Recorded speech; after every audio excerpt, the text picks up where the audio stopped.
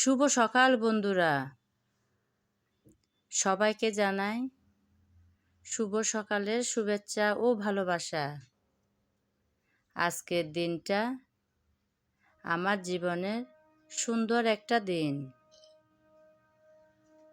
তাই সকাল সকাল চলে আসলাম সবার সামনে ছোট্ট একটা মিনি ব্লগ নিয়ে। আজ আমার মেয়ের জন্মদিন। সবাই আশীর্বাদ এবং দোয়া করবেন যেন মেয়ে আমার আগামী দিনগুলো যেন সুন্দর আর সুখময় নিরাপদ কাটাতে পারে।